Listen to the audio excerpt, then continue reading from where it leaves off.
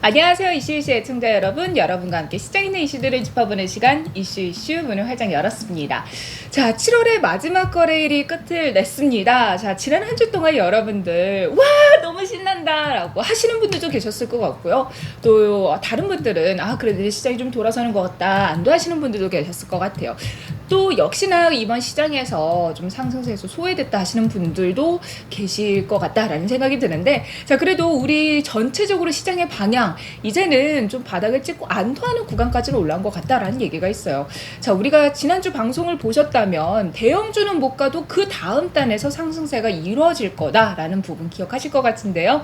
지난 한 주 동안 시장 어떻게 보셨고 앞으로 8월부터 진행되는 장세 움직임을 예측해 보도록 하겠습니다. 자, 오늘도 무 선생님과 함께 할게요. 선생님 안녕하세요. 네, 안녕하세요. 선생님. 지난주에 우리가 시장은 안 간다. 대형주들은 안 가고 대신 그 밑에 있는 종목들이 순환을 하면서 상승을 해서 정말 수익 보기 쉬운 장이 될 거다라는 얘기를 했어요. 근데 와우. 정말 지난 한 주 동안 방산주, 특히나 현대로텔 기가 막힌 상승을 보여줬습니다.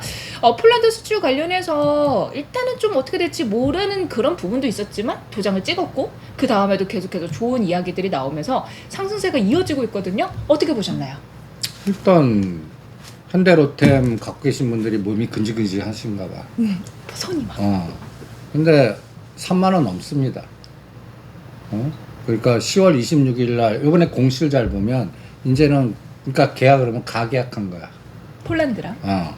그러면 진짜 계약 매출단은 10월 26일 날부터 시작. 그러니까 공시 내용 보면 아직 확정된 거 없습니다. 가계 뭐 이런 스타일로. 근데 다음 공시는 10월 26일. 그러면 이제부터 그거가 나눠서 매출이 한 3조부터 잡힐 것 같아요. 그럼 3조가 잡히면서 총 규모가 10조가 될지 17조가 될지는 이제 2020년까지 진행하는 과정. 그럼 이 주가 예를 들어서 17조까지 매출된다면 이 전체 에너지가 어느 정도 될까? 어마어마하겠죠. 5만 원도 넘어. 5만 원. 근데 5만 원까지 가는 거는 이번 해는 아니고 몇 년 사이잖아요. 그쵸? 그거는 모르지. 이번 해에 갈 수도 있어요? 그거는 시장의 그 분위기나 속도와 삼성전자가 결정할 것 같아. 삼성전자가 못 가야 더 갈 수 있는 건가요? 아니, 삼성전자 이제 3,000원 더 가져야. 삼성전자가? 그러니까 이번에 5만 5천에서 6만 2천 갔을 때 그 에너지 갖고 네. 이제는 대형주를 못 가고 파생해서 누를 테니까 오히려 그 돈 시드머니 갖고 이 바닥 선수들이 나포가다 종목에서 뭔가 모멘텀 플레이를 할 수 있는 종목들을 막 급등주가 막 나올 거다 해서 모멘텀이 가장 중요한데, 지금 현재 모멘텀은 우크라이나 러시아의 푸틴이 가스관 잡았다 켰다 해서 오늘 하나 솔루션이나 현대에너지 솔루션 뭐 이런 것도 급등하잖아. 또 하나는 우리가 아베 사망 이게 트리거로 가장 어려운 창발 현상이라고 표현하면서 이게 잘 이해가 안 되실 거예요. 어떤 분들은 저게 왜 아베 사망이 방산주지?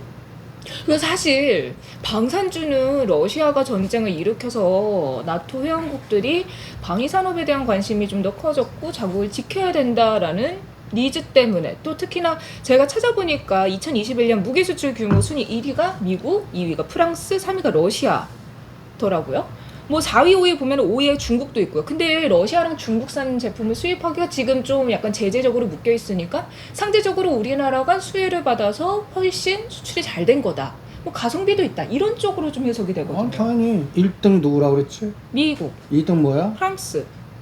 그 다음에 이제 우리나라 된 거야. 이거 다 지키고요. 러시아, 이탈리아, 중국, 독일, 스페인, 이스라엘, 영국 다 지키고. 이제 앞으로 왜? 아베 사망 때문에.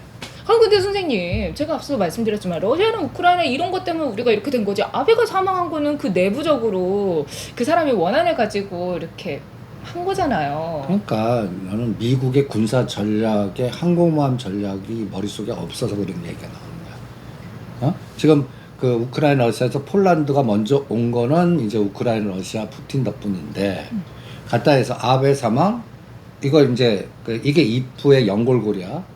점핑을 3번이나 4번 한 거야. 그럼 중간에 내가 뭘 점핑했나 한번 한번 들어봐. 네. 아베 사망. 그럼 일본 헌법 개정. 일본의 군사 무장화.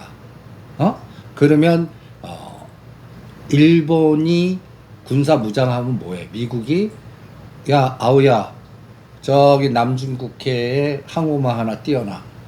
그러면 미국으로는 미 7함대 태평양함대 중에 하나를 축을 뺄 수가 있는 여력이 생기지. 네. 이거를 빼서 인도양이나 저기 대서양에다 배치하면 얼마나 손수어. 이 항공모함 한 단 전단이 보면 거기에 순양함 구축함 비행기 이렇게 해서 이렇게 쫙 해서 그 전체적인 미국이 태평양, 대서양, 인도양 이런 것들을 다 구획화 시켜서 이 중국이 내려오는 진주 목걸이 갖다 해서 남아 전략을 네. 막으라고 하는 게 다이아몬드 쿼드 전략이거든. 네. 거기에 그나마 지금 가장 그 힘을 못 썼던 게 이제 그 아베가 정권에서 나갔고 일본이 지금 경제력이 굉장히 지글지글해. 그런데 이번에 아베 사망이 계기가 돼서 요게 헌법 개정을 하면서 속도를 내면 미국이 지금 바이든 대통령이 지금 똥줄 탔잖아. 그러면 여기에 속도를 낼 수가 있고 이 속도 속에 우리는 어떤 게 가능하냐면 미국 무기난에 군비 증강을 할 수 있거나 팔 수 있는 도장을 받을 수가 있는 거야. 옛날에는 미국, 프랑스 지네들 거 팔지 우리는 허락이 안 돼. 그래서 폴란드든 이집트든 무슨 군사박람회 가더라도 그걸 사주겠다는 나라들이 우리는 좋아, 싸도 좋고 경비 좋아. 근데 뒤에서 이 떡대 같은 미국이 사오기만 해봐라. 이 시장이 그런 시장이었거든. 그런데 이제는 미국 용인하에 우리가 그리고 바이든 대통령이 와서 반도체 칩4 연맹에 이제 SK 하이닉스 난 안 들어갈 줄 알았어. 근데 최태원 결단- 회장이 들어가는 거 화성. 우리 좋다라고 했잖아요. 그게 뭐 이 중국에서 마이너스 부분은 감수하고라도 들어갔다는 얘기는 미쳤다고 들어가. 우리가 언론에서는 얘기 안 하지만 뭔가 그 뒤에서 도장을 찍어주는 뭔가 확신을 줬기 때문에 그 선택을 하지 않았겠어. 반도체 지원과 관련된 부분? 여러 가지로. 그러면 이게 8월달 중순으로 갈수록 간단히 예를 들어서 뭐 이재용 부회장은 3년 복권되고 그 다음에 칩4가 되고 이러면서 바이든 대통령은 11월 대선 중간선거 때까지 힘을 계속 실을 거 아니야. 네. 그럴 때 분명히 일본은 또 미국은 대만 그러니까 요번에 반도체 통과되자마자 그 하원의 대빵 팔러 대만 가잖아. 그거 왜 보내? 왜 가?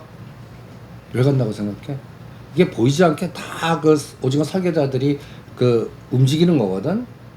그러면 이 과정에서 우리나라는 이때다 하고 이제 세일즈가 가능한 거야. 그러면 동남아에도 팔 수 있고, 응? 뭐를? 지금 비행기든 탱크든 뭐든 다 이제 전 세계가 지금 가만 보면 이게 이제 탈세계화되면서 우크라이나 전쟁 되면서 그동안 세계화라는 건 우리끼리 그러니까 다 뭐 싸우지 말고 그냥 서로들 밸류체인 연결돼서 다 이해관계가 다 형성돼 갖고 전쟁하기가 쉽지 않았거든. 네네. 지금은 이제는 탈세계화되면서 친구와 적이 구분이 되는 시장이야. 그래서 나는 저기 못 가.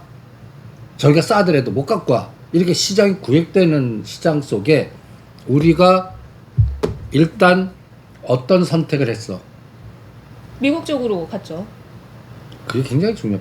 그렇게 하면 마이너스 되는 부분 있잖아. 그래서 내가 화장품 하지 마, 뭐 이런 엔터도 하지 말하다가 요새는 뭐 하이브나 몇 가지는 해보자고 그랬지만 이게 이쪽으로 가는 것만큼 반대 국부가 더 커지는 에너지가 분명히 미국 시장 들어갈 때 나올 게 뭔가를 고민해 보는 게 그게 방산이야. 그래서 표면으로는 반도체인데 음. 속을 헤집어 보면은 방산이 같이 자리 잡고 있다라는 말씀이시네요. 그치. 그러니까 우리나라가 그동안에는 무역 무기를 수출한다라는 건 꿈도 못 꿨어. 그게 사실 방산주 하면은 북한 관련해서 미사일을 쐈다. 뭐 이렇게 남북 관계가 조금 경직된다 할 때 올라가는 게 방산주였거든요. 약간 내수적인 느낌이었다면 이제는 수출주. 이제는 수출주가 돼서 뭐 수출을 한다, 수주를 했다 이런 모멘텀이 있는데 이게 이제 이 아베 전 총리 사망과 관련해서 좀 이쪽으로 이제 우리 아시아 쪽에서 군비적인 부분으로 중국을 견제해야 되는 미국이 좀 그 부분에다가 좀 힘을 실기 위해서 이제 그런 역학적인 관계 속에서 방산주가 조금 더 상승을 하게 됐다라는 말씀이신 거네요. 그러니까 그게 트리거가 됐다는 얘기지. 그래서 이제는 갈등 구조가 저기만 생기는 게 아니야. 그 우크라이나 러시아만 생기니까 이제 동북아시아 10월 달부터 생긴다니까. 그 우린 대만, 중국 대만 문제 또 말씀하시는 노이즈 거예요? 나오고 또 9시 뉴스에는 중국과 일본 함대가 무슨 납타 중국해에서 뭐또 근데 영토 분쟁은 일본하고 러시아도 있고 일본하고 대만도 있고 우리나라하고 일본도 있고 다양하게 걸려 있잖아요. 이게 영토 분쟁이 아니라니까. 힘겨루기. 음.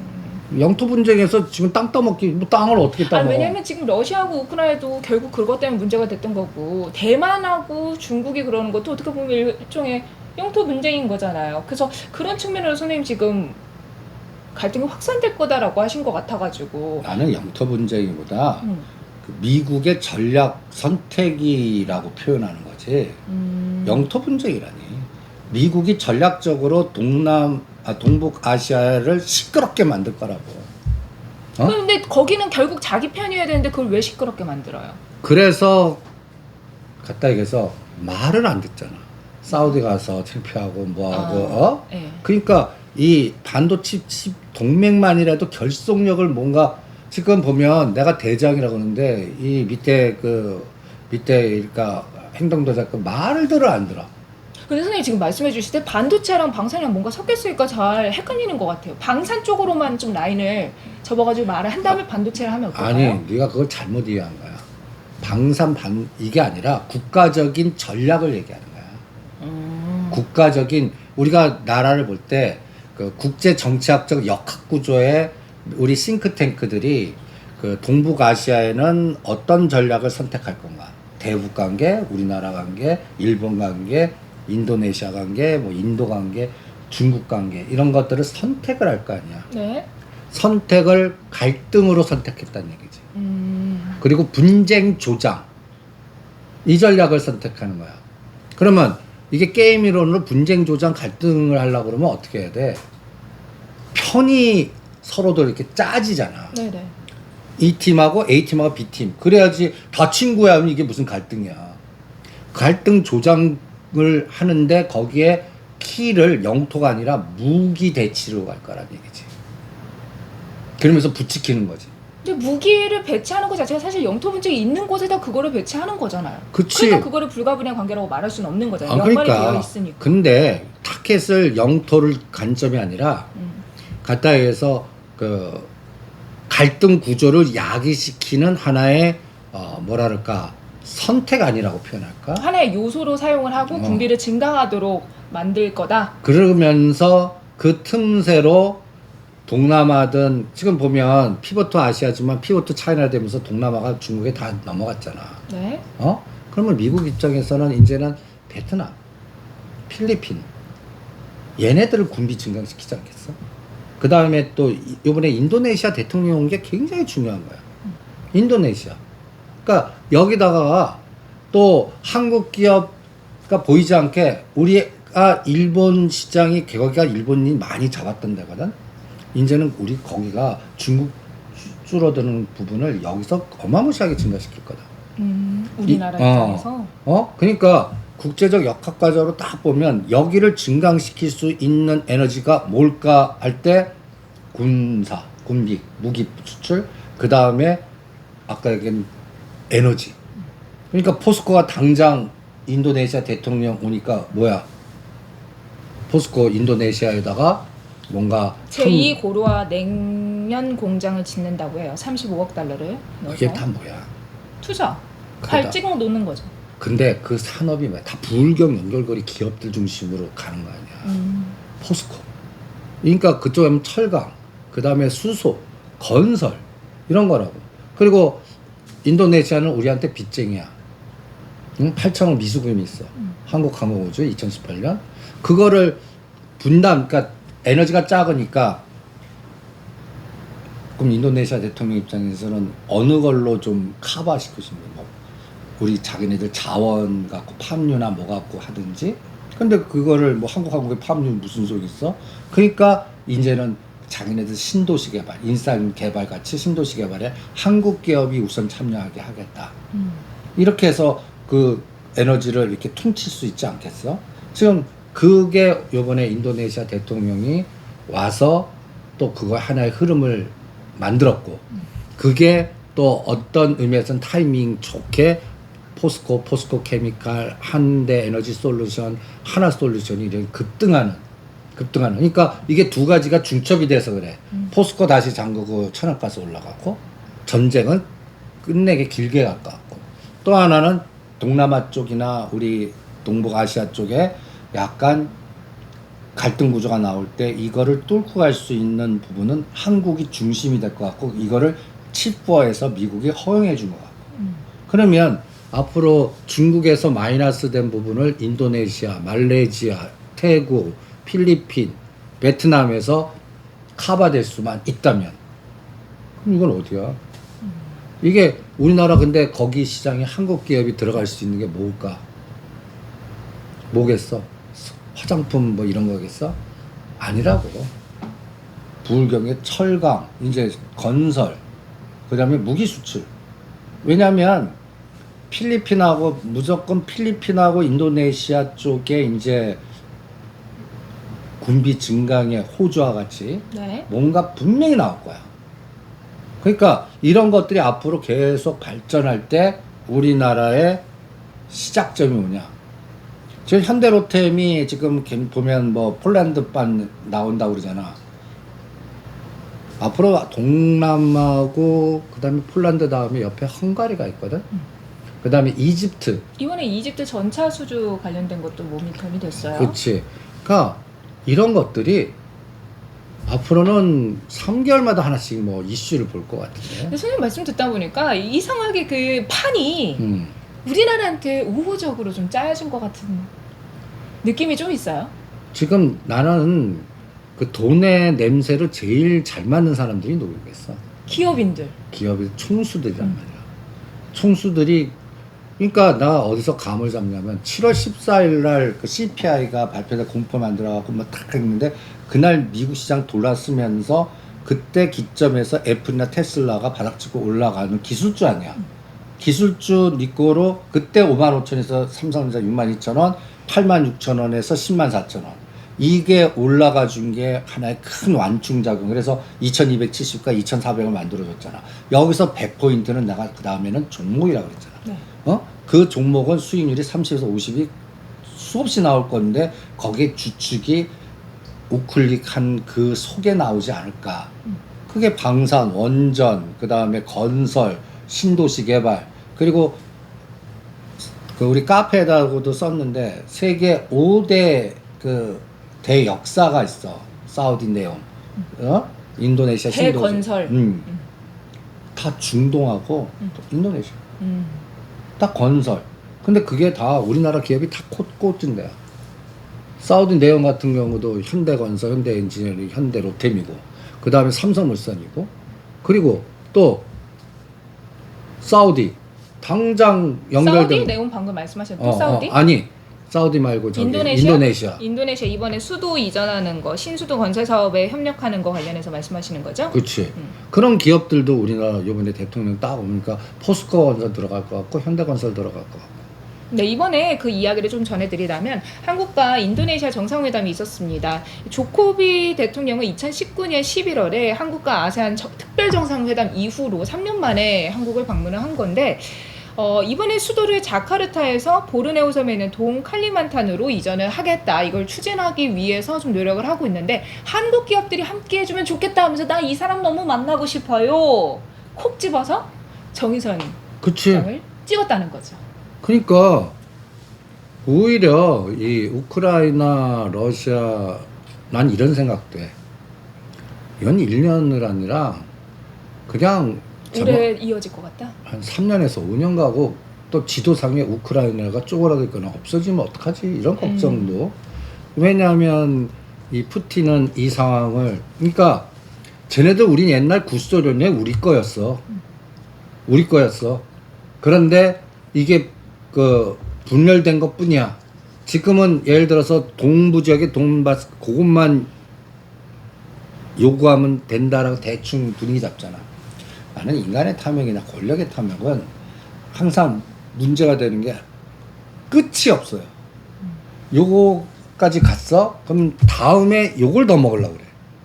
난 우크라이나는 그렇게 할 거야. 그럼 선생님 우리가 이제 인도네시아 정상회담 관련해서 관련주나 이런 얘기 조금 더 요약을 하고 그 다음 이슈로 넘어가서 정리를 하면 좋을 것 같아요. 지금 너무 광범위하게 말씀을 해주시니까 종목별로 조금 더 짚어서 하면 여러분들이 보실 때 조금 더 감을 잡으실 수 있을 것 같아요. 자, 이야기가 나온 김에 정상회담 관련해서 정의선 회장을 딱 꼭 집어서 인도네시아 대통령이 신행정수도 건설에 현대자동차가 참여하길 바란다. 라고 얘기한 게 굉장히 의미가 있잖아요. 현대차 그룹은 특히나 완성차뿐만 아니라 건설, 물류, 로봇, 친환경 다 있어서 포트폴리오를 다 가지고 있고 앞서서 말씀하셨던 네옴시티 관련해서도 들어가 있고 그럼 현대차가 지금 최선호주 같은데 근데 현대차는 내가 19만 원에 팔으라고 했잖아. 현대차 그룹 제가 말씀드려요. 현대차 그러면 현대차 그룹에서 우선순위를 잘 봐야 돼. 건설. 건설하고 로템이야. 현대 엔진은. 근데 여기 신도시를 만드는 거니까 트램 넣겠고 스마트시티 하겠네요. 그렇지. 그러면 먼저 거기가 현대차가 들어갈 것 같아? 아니지. 건설을 먼저 건설부터 만들어야 돼. 만들어니까. 그 다음에 이제는 그리고 포스코가 왜 들어가? 철강이라든지 이런 기본 그거 만드는데 어떤 재원이겠지만. 그냥 송도 개발했었잖아요. 포스코가. 그러니까 포스코 건설이. 그런 노하우도 있을 뿐만 아니라 이 철강은 수소를 만들어. 수소? 그거를 그러니까 도시가 딱 하면 그냥 도시만 딱 하면 그냥 겉만 하면은 거기 안에서 사람들은 생활을 어떻게 해? 에너지를 어떻게 했다는 거. 그게 중요한 거야. 거기 에너지를 걔네들이 풍력을 할 거야. 석탄을 할 거야. 어떻게 할까요? 뭘로 할까요? 그거 수소예요? 기반을 수소 에너지나 원전으로 하는 수밖에 없어 걔네들도. 그럼 수소는 현대차도 또 수소 그런 동맹. 그런 모빌리티를 딱 갖고 있는 게 포스코, 현대차 중심에 아까 수소 연맹이 딱 있잖아. 네. 이거를 대통령이 모르겠어. 인도네시아 대통령이나 그 싱크탱크들이. 그러니까 그 핵심 두 사람을 딱 꼬집어 갖고 딱 대놓으면 자기네들 신도시 개발하고 뭐 하고 여기서 나오는 부의 창출을 간단히 해서 8천억 넘으면 그러니까 1년마다 1,000억씩 까. 뭐 이런 스타일로. 그렇게? 이런 게 서로 말이 되잖아. 국가적 전략으로. 그리고 여기에 분위기에 미국이 딴지 놓으면 안 돼. 다른 나라들이 딴지 놓으면 안 돼. 근데 지금 부추기는 상황이 될 수 있을 것 같아. 근데 선생님 말씀 듣다 보니까 정의선 회장이 그것도 했잖아요. 미국의 투자를 대대적으로 한다라고 했으니까 바이든 행정부 자체에서도 현대차를 밀어주는 느낌이 있을 거고 그러니까 인도네시아라 이렇게 되는 거에 있어서 현대차가 전혀 거리낌 없이 자기가 하고 싶은 거를 하겠네요. 그렇지, 당연하지. 그러니까 이제 그 현대차가 이제 추구하는 건 뭘까? 어디서 추구하는 거? 현대차 정의선 모빌리티와 거버넌스잖아. 네, 그거 해야죠. 글로비스 그거 풀어야지. 모빌리티와 거버넌스 개념이 다 뭐야? 전기차, 트램, 수소, 인프라, 시티 이런 거 아니야. 그러면 건설이 가서 짓고 트램이 움직이고 여기 수소 에너지가 그걸 움직이는 동력을 재현하고 이게 올 패키지로 현대차 그룹하고 계약하면 다 갑니다. 그리고 또 인도네시아가 니켈 생산국이잖아요. 그래서 그런 부분도 현대차 그룹에 굉장히 좋은 플러스가 될 수 있어서 그렇지. 그러니까 전기차 관련해서 거기에 자원을 갖고 돈을 현찰만 돈이 아니잖아. 그쵸. 요즘 이번에 우크라이나 전쟁을 통해서 자원을 가지고 있는 나라들이 GDP가 다 올랐다고 하더라고요. 그러니까 앞으로 우리 대한민국에서도 가장 고민하는 게 자원을 언제 미리 안전적으로 확보하느냐. 이런 부분에서 인도네시아가 아주 최저. 그리고 여기가 동남아시아의 어떤 거점이 된다고 확산시킬 수가 있잖아. 그리고 요번 그 코로나하고 우크라이나하고 러시아 전쟁에서의 물가 앙등이 앙등? 물가 급등 인플레이션이 급등. 예. 정권을 다 교체시켜. 그렇죠. 너 때문에 이렇게 됐어. 다음 정권으로 저거 바꿔. 이렇게 요구가 있었잖아요. 그럼 그 바뀐 정권은 물결 잡아야지. 정답? 그거는 당연한 얘기고. 당연한 얘기. 너무 나 정답인가 했는데. 당연한 얘기. 물가를 그 자원을 확보해 놓겠죠. 또 어릴 때 대비해서. 국민도 일자리 좀 먹거리를 하나씩 만들어. SOC를 해가지고 먹고 살기 힘들다니까 만들어줘야 오는 되죠. 사람 여기다 와서 노동이라 해서 월급 주고 뭐 이동하고 그리고 그걸 할 수 있는 돈, 지네들이 없을 때는 돈을 찍으면 인플레이션이나 또 외국 기업하고 투자해서 우리나라 노동력을 지키려고 하고 지금 그 작업이 우리나라하고 지금 가는 거야. 인도네시아. 자기네들이 독립적으로 할 수 있는 능력이 안 되니까 온 거 아니야. 그리고 지금 서로 궁합이 딱 맞은 거야. 한쪽이 아니라 둘이 다 서로 필요한 거야. 윈윈. 그러니까 비즈니스 프렌들리로 가버리는 거지. 비즈니스 프렌들리로 그렇게 해가지고 시너지를 더 할 수 있다. 근데 이 비즈니스 프렌들리가 어디서 계속 생길 건가를 고민을 해야 돼. 이게 인도네시아가 끝이 아니고 중동. 이 중동은 아프리카. 네옴시티 있었잖아요. 아니 근데 또 아랍 에미레이트 UAE도 있고 카타르도 있고 아프리카도 있고 이제 그리고 심지어는 동유럽도 이제 나올 거야. 그럼 선생님 일단 인도네시아 관련해서 그러면 우리가 수혜주를 좀 찾아봤는데 인도네시아 수도 관련주, 뭐 전기차 관련주, 스마트 시티 관련주 이렇게 좀 나눠서 봐야 될 것 같아요. 그러니까 근데 일단은 먼저 굵직하게 들어가는 거야. 그럼 인도네시아 수도 관련주 현대건설? 현대건설, 현대로템, 그 다음에 포스코. 그냥 일단 포스코. 근데 선생님 대형주는 뭔가 가시화되기 전까지는 안 오르잖아요. 그치. 근데 대형주예요. 뭐 이렇게 좀 작은 단은 없어요. 뭐 전에 말씀하셨듯이 미국에 공장 지으려면 전기 이런 거 먼저 들어가야 돼요. 광명전기 뭐 이런 거 말씀하셨잖아요. 근데 왜 여기는 큰 대형주 위주예요? 미국의 광명전기가 왜 나와? 아니었나? 그 미국에 투자할 때 전력설비 관련해서 그런 게 먼저 들어갈 거다 하면서 전력설비 관련주 뭐 그런 걸 만드는 관련주 이런 걸 얘기를 하셨었던 거잖아요. 그러니까 제 말은 인도네시아 수도 관련주도 대형주가 아니라 좀 작은 단이 아닌 왜 대형주를 먼저 봐야 된다고 하시는 건지. 인도네시아 들어가는 거는 굵직한 대기업부터 먼저 들어갈 테니까. 그리고 그 다음이 이제 밸류체인은 따라서 갈 테니까. 그런데 지금 인도네시아의 신도시 건설은 밸류체인이 들어갈 게 없어. 그 아무것도 없으니까. 없으니까 깔려면은 이제 건설 땅 닦고 흙 파고 뭐 하니까 오히려 그래서 오늘 내가 한화솔루션이나 이런 것들 팔아갖고 뭐 하라고 그랬어? 현대건설 기계. 현대건설 기계. 굴삭기. 현대건설 기계는 또 재건 관련주로 아니, 관심을 그러니까. 받았던 거니까. 그러니까 돈이 아니면 굴삭기부터 파야 되잖아. 그러네. 이걸 개발을 하려면. 지금 네가 얘기하는 거는 완성돼서 3년이나 5년 후. 일단 땅을 파고 뭘 한 다음에 해야 되니까. 그래서 인도네시아는 그렇게 한정시킨 거고 미국은 밸류체인데 A-프로나 CIS나 부품단 오케이. 응? 그런데 이게 나라마다 다르고 상황마다 달라. 그 다음에 지금 현대차나 기아는 파생 시장에 이 기계 군단 왼수 같은 놈들 때문에 오늘도 삼성전자 봐. 응? 62,600원 어저께 고점, 오늘도 고점. 죽여. 요새 올려놓고 죽여. 정확하게 3포인트 죽여. 그러니까 거기에 이용되기 때문에 현대차 기아는 피하고 싶다. 그러니까 주도주인데 수익률이 안 나와. 그것도 문제죠, 사실. 내가 수익률 아니 그러니까 그런 걸 7%에서 10%라면 돼. 만족 그거 갖고 그러니까 그런 분 있어. 금액을 크게 하고 7% 10% 먹기. 아마 안심되잖아. 다른 개별 종목들보다. 그러니까 10억 넣으셔갖고 예를 들어서 SK 하이닉스 요번에 95,000원 사서 105,000원에 파시겠대. 그냥 고전략 오케이. 그 다음에 그럼 전기차 관련해서 삼성전자도 얼마에 파신다고 그러냐? 3,000원대기. 선생님 우리 전기차 관련해서 이거 조금 얘기한 다음에 시장 얘기 넘어가면 더 좋을 것 같아요. 그럼 전기차 관련주는 현대차 제가 뽑아온 게 대형주 위주로라고 하셔서 현대차, LG 에너지 솔루션 뭐 이 정도 생각을 했는데 둘 다 아닌 거예요? 그치 수익률 깨만. 요새 제일 급등한 게 센트럴 모텔. 헐이잖아. 그럼 그 제2의 센트럴 모텍이 못 가. 응? 전기차 관련해서 대형주가 아니네요. 응, 중주. 그렇지. 전기차 관련해서는 대형주가 아니지.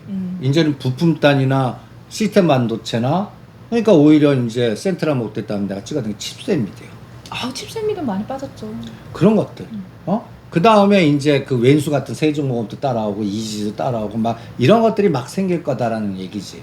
그러니까 자동차는 파생 시장을 보자. 삼성전자 SK하이닉스는 파생 시장을 보자. 그리고 계단식으로 갈 것 같다. 그리고 2,500이라는 선이 이제 50포인트 남았어. 선물 330. 네. 그러면 이 50포인트 보고 대형주를 투자한다? 뭐 안전하게 하시는 분은 그럴 수 있죠. 아니 그런 사람도 있잖아. 그런데 아니 현대건설 대형주 안 안전해? 근데 사람 심리가 또 많이 빠진 거는 또 들어가기가 무서워요. 근데 이제는 그런 걸 해야 되는 것 같아. 그런 걸. 이제는 현대로부터 같이 오늘 가장 해피한 게 하나 에어로스페이스야. 근데 이거 하나 에어로스페이스는 또 거버넌스가 있어.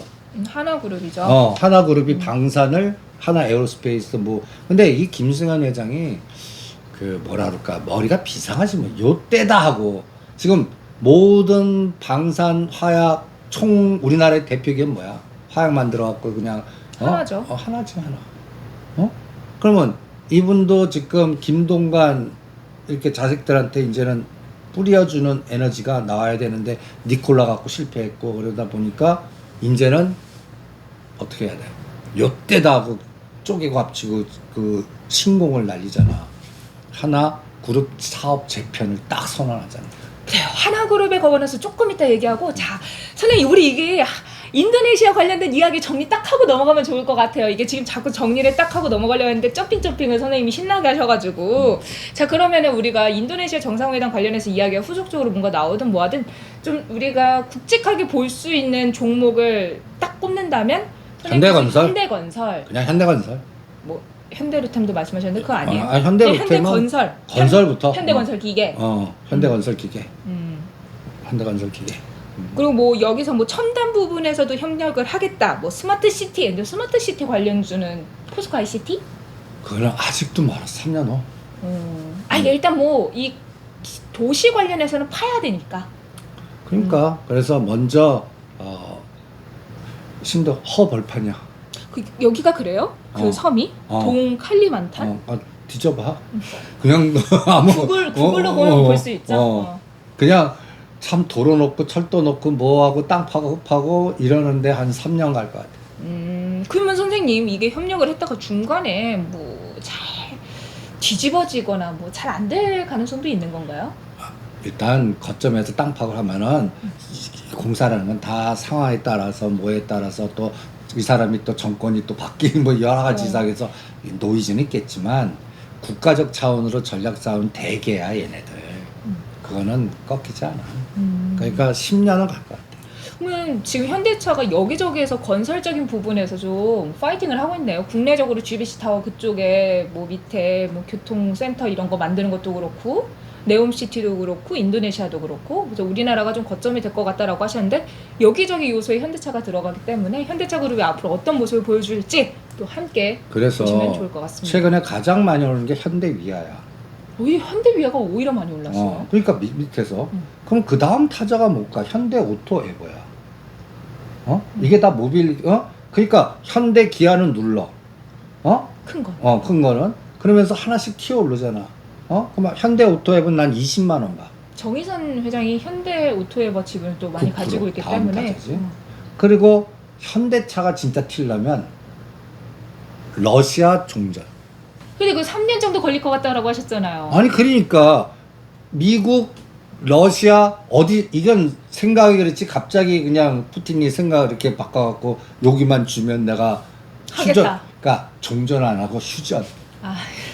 말해서 약실에. 그렇게는 할 수 있잖아. 그렇죠. 그럴 때 현대차가 10% 에너지가 나와. 그럴 때 10% 에너지가. 그래도 뭐 정상화되고 그 부분에서 그러니까 17만 원에서 19만 원까지는 쉬웠어. 요 20만 원, 만 원 뚫는데 이게 트리거가 딴 게 필요해. 선생님 질문 있어요. 정의선 회장 입장에서는 현대차 지분을 가지고 와야 되잖아요. 그 아버지 지분을. 그러면 현대차 주가를 누르는 게 사실 자기한테는 우호적인 환경인데 그런 부분도 작용을 할까요? 아니 아니면 뭐 현대차를 선생님 말씀하셨듯이 쪼개고 합치고를 하면서 그 지분을 갖고 오려고 할까요? 지금 그거는 5년 후 얘기를 네가 지금 미리 하는 거야. 너무 앞서가고 있어. 저도 막. 아우. 그리고 현대차보다는 현대모비스를 바꿔야 돼. 구조로 보면. 그러니까 현대모비스는 좀 누를 수 있어. 삼성물산 같이. 삼성그룹, 삼성물산이 아주 징글징글하잖아. 가장 핵심이 현대 모비스니까 모비스고. 현대차 그룹에. 그리고 현대차는 나는 이것도 미래의 예언일지 모르겠지만 쪼개져. 그때 말씀하셨죠. 제네시스 뭐 이렇게 쪼개질 것 쪼개져. 같다. 그러면서 그럴 때 우선순위가 현대 엔지니어링이 벌써 상장된 다음이야. 그리고 현대건설, 현대로템, 보스턴 다이나믹스 다 끝난 다음. 현대건설의 주가가 올라가고 가치가 높아져야 현대엔지니어링 상장할 때 훨씬 더 도움이 되니까 이게 순차적으로 하면 타임테이블이 되게 뒤긴 하네요. 거버넌스 책 쓴. 네, 그 내용은 제 책에 있으니까 책이 출간되면 보시면 될 것 같아요. 근데 책이 언제 출간된지 저도 몰라요. 8월 말에 됩니다. 8월 말에. 선생님 우리 이제 드디어 그 하라 그룹으로 가보도록 해요. 이게 거버넌스 하다 보니까 사실 김승현 회장 그 한국화약이잖아요. 그래서 이쪽으로 잘 가는데 사실 하나그룹이 너무 모멘텀이 좋았던 게 방산도 괜찮고 이번에 태양광 관련해서 하나솔루션도 잘 실적을 내줬고 뭐 우주 쪽으로도 힘을 낸다 그러고 뭔가 막 남다른 움직임이 보여지고 있어요. 그렇지. 우주의 하나 에어로스페이스. 그 다음에 또 하나 시스템 그리고 하나 솔루션. 내가 김동완 요 하나 솔루션과 하나 시스템만 관심 가지라고 했지. 그리고 방사는 전체적인 큰 틀. 그런데 지금 개편 구도로 보면 하나 에어로스페이스를 집약시켜. 가장 문제는